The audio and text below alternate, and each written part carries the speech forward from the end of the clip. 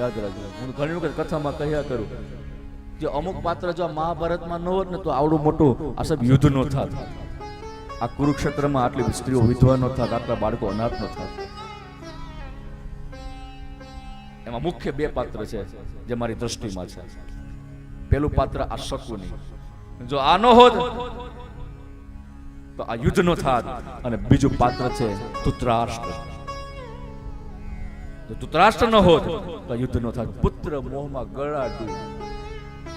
આ પ્રસંગ પ્રેરણા આપે છે કે એટલું બધું પુત્ર મોહમાં ન રહેવું કે પુત્ર ગમે તેટલો અધર્મ કરે છતાં બાપ રોકી ન શકે. સાહેબ, પુત્ર જ્યારે ગેરમાર્ગે ચાલતો હોય ત્યારે પિતાનો પરમ ધર્મ છે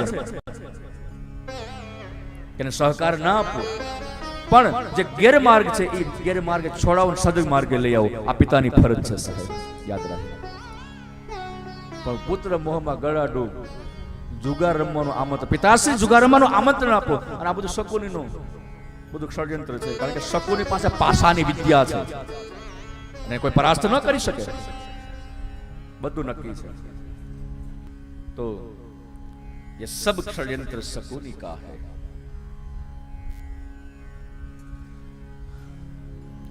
શકુની ષડયંત્ર ઉભું કર્યું, પિતા પાસે માગણી કરી છે. ધૃતરાષ્ટ્ર પાસે માગણી કરી. પુત્ર મોહમાં વશ થયેલો પિતા લાચાર છે.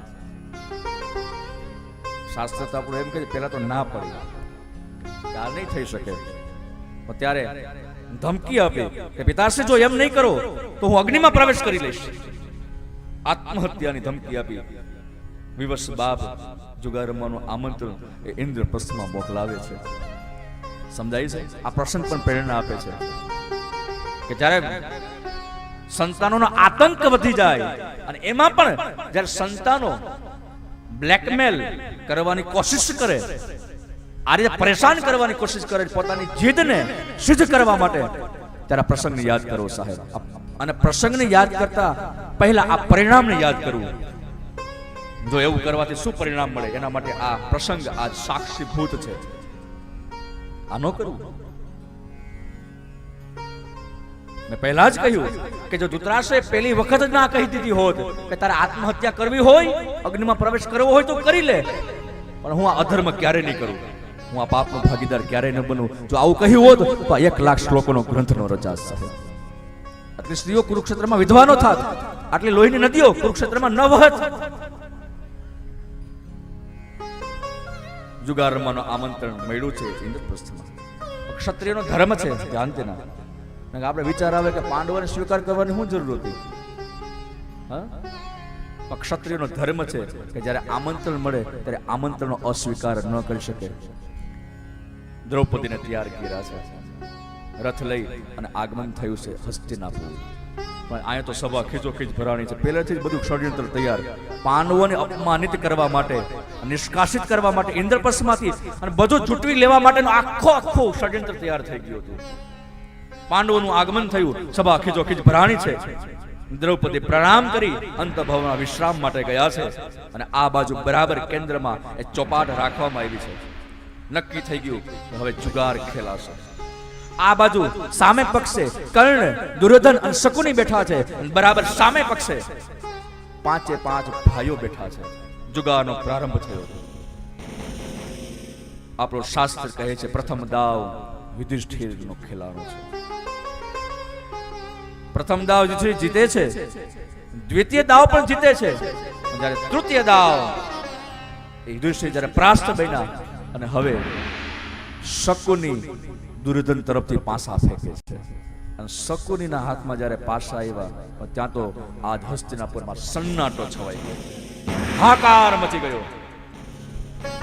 એક પછી એક પાસા ફેંકવાની તૈયારી કરી. બધા દાવ શકુની જીતે છે. હાહાકાર મચી ગયો.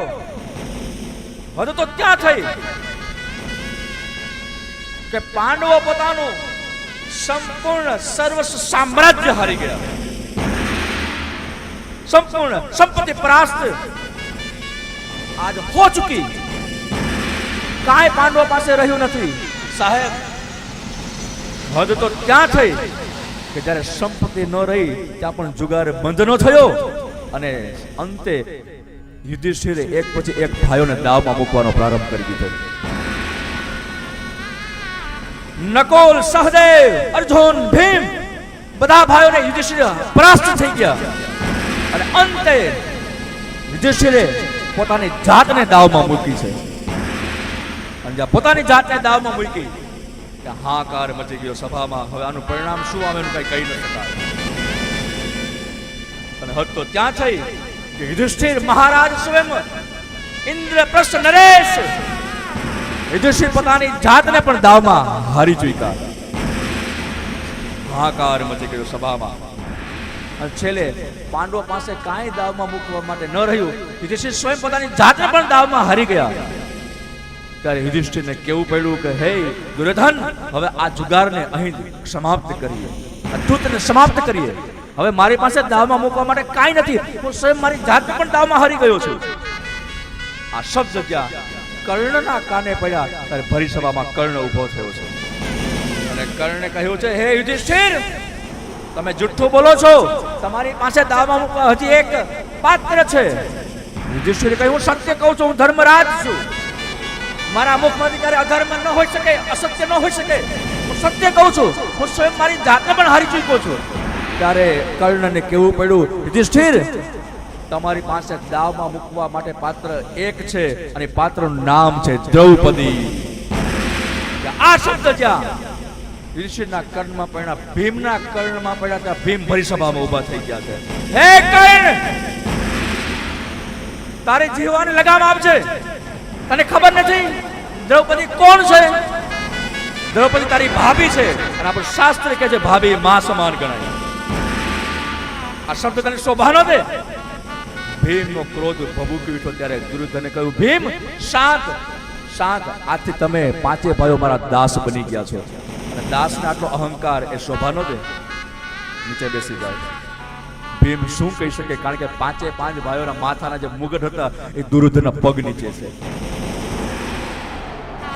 હાહાકાર મચી ગયો સભામાં. અને હવે દુર્યોધન કહે છે, હે યુધિષ્ઠિર, સુનો, તમે બધું હારી ચૂક્યા છો. એક દાવ ઓર ખેલા જાય. અને યુધિષ્ઠિર, આ દાવ દ્રૌપદીનો. અને યાદ રાખજો, આ દાવ તમે જો જીતી જશો તો તમે જેટલો પરાસ્ત થયા છો, હારી ચૂક્યા છો, હું બધું પાછું આપી દેવા તૈયાર છું. અને જો આ દાવ તમે જો હારી જશો તો આજથી દ્રૌપદી મારી દાસી બનશે. ઓહો, આ શબ્દ જ્યાં દુર્યોધન બોલ્યો ત્યારે હાહાકાર મચી ગયો. હસ્તિનાપુરની સભામાં ભીષ્મ જેવી મહાસત્તા આજ ધ્રુજી ઉઠી છે. પછી આટલો અધર્મ થાય છે, કોઈ એને રોકી શકતું નથી. વાત ન્યા પડી છે સાહેબ. અને છેલ્લે આપણું શાસ્ત્ર કહે છે કે દાવ ખેલાણો. ઓહો, હાથમાં શકુની એ પાસા લઈ અને પાસા જ્યાં ચોપાટ ઉપર પડ્યા, પણ જે સમાજને જે અપેક્ષા નથી એ પરિણામ આજ પાંડવોના તરફેણમાં આવ્યું.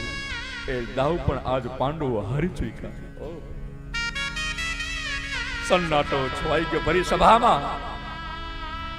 राजपाठ सब हार गए, हारे भाइयों चार, दास बने यहाँ दासी बनी पांचाली श्रीनार.